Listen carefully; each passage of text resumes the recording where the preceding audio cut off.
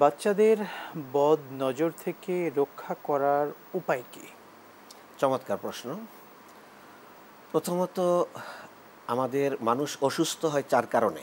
জি। এটা কথাটা একটু বলে নিলে সহজ হবে আমাদের। এর মধ্যে এক কারণ হলো ব্যাকটেরিয়া, ভাইরাস। দ্বিতীয় কারণ হলো বদনজর। জি। তৃতীয় কারণ হলো জাদুটনা বা সেহের। চতুর্থ হলো বদদোয়া বা আল্লাহর গজব। এই 4 কারণে মানুষ অসুস্থ হয়। তাহলে বোঝা গেল আমাদের মেডিকেল সায়েন্স শুধু ভাইরাস ব্যাকটেরিয়া নিয়ে তারা কাজ করে, কিন্তু রাসূলুল্লাহ সাল্লাল্লাহু আলাইহি সাল্লামের তিব্বিন নববীর মধ্যে 4টার বিষয়ের মধ্যেই আল্লাহ রাসূল সাল্লাল্লাহু আলাইহি সাল্লাম আমাদেরকে গাইডলাইন করেছেন। এই জন্য নববী চিকিৎসা এটা অত্যন্ত গুরুত্বপূর্ণ আমাদের জন্য। রাসূলুল্লাহ সাল্লাল্লাহু আলাইহি সাল্লাম বাচ্চার জন্মের আগ থেকে বাচ্চা বড় হওয়া পর্যন্ত বিভিন্ন ধরনের ট্রিটমেন্ট, চিকিৎসা আমাদেরকে শিখিয়ে দিয়েছেন। এই জন্য আমরা যে জিনিসটা দেখি যে ঝাড় ফুঁক, কথাটা খুব ইজি কিন্তু এটা খুব তাৎপর্যমণ্ডিত একটা বিষয়। জি। এটা রাসূলুল্লাহ সাল্লাল্লাহু আলাইহি ওয়াসাল্লাম ঝাড়ফুঁক করতেন নিজের জন্য, সন্তানদের জন্য, পরিবারের সদস্যদের জন্য। জি। এই ঝাড়ফুঁকের ব্যাপারে আল্লাহ রাসূল সাল্লাল্লাহু আলাইহি সাল্লামের কাছে আউফ ইবনে মালিক রাদিয়াল্লাহু তাআলা আনহু প্রশ্ন করেছিলেন যে, ইয়া রাসূলুল্লাহ, কুন্না নারকা ফিল জাহিলিয়া ফামাদা তারা ফি যালিকা। আমরা জাহিলি যুগে ঝাড়ফুঁক করতাম, ঝাড়ফুঁকের ব্যাপারে আপনার মতামত কি? আল্লাহ রাসূল সাল্লাল্লাহু আলাইহি সাল্লাম বললেন, লা বা'সা বির-রুকা মা লাম তাকুন শিরকান। প্রথমে বললেন, তোমরা কি মন্ত্র পড়ে ঝাড়ফুঁক করো এটা আমাকে শোনে, এরপরে এটা দিয়ে ঝাড়ফুঁক করবা, আমার কাছ থেকে অনুমোদন নিয়ে নিবে। এরপরে বললেন, যদি শিরিক না থাকে তাহলে কোনো সমস্যা নেই।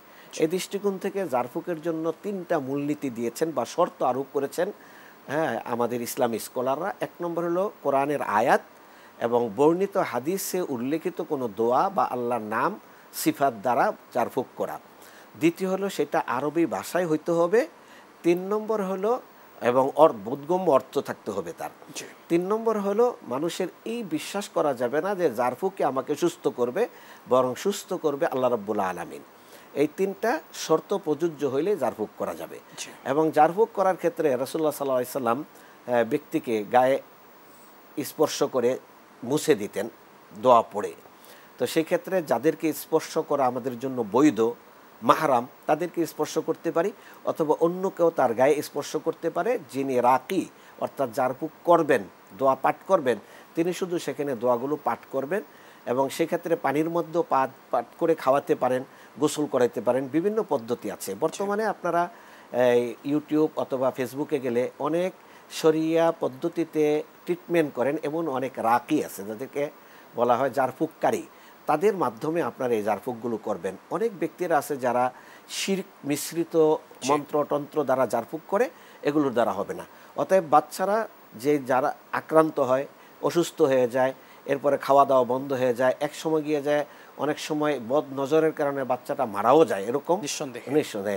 এই ক্ষেত্রে আমাদের এখান থেকে উত্তরণের জন্য সঠিক পদ্ধতি হলো তিব্বুন নববী, রাসূল সাল্লাল্লাহু আলাইহি সাল্লামের যে চিকিৎসা পদ্ধতি আছে সেদিকে আমাদের ফিরে যেতে হবে। বিজ্ঞ আলেম যিনি আছেন তাদের শরণাপন্ন কিন্তু হতে পারেন। অবশ্যই বিজ্ঞ আলেমদের শরণাপন্ন হতে হবে, যারা ট্রিটমেন্টটা করবেন কোরআন সুন্নাহর মাধ্যমে। যারা প্রচলিত কোনো জিন, ইনসান অথবা জাদুটনা অথবা কোনো ধরনের ফেরেশতা অথবা নবীর নামে ঝাড়ফুঁক করে, তাদের কাছে যাওয়া যাবে না। কারণ এরা সৃষ্টির নামে ঝাড়ফুঁক করা যাবে না। আল্লাহর কোরআন, আল্লাহর নাম, আল্লাহর গুণাবলী, এগুলোর মাধ্যমে ঝাড়ফুঁক করা হয়। এগুলো রাসূলুল্লাহ সাল্লাল্লাহু আলাইহি সাল্লাম অনেকগুলো দোয়া শিখিয়েছেন, সেই দোয়াগুলোকে অনুসরণ করে আমাদের ঝাড়ফুঁক করতে হবে।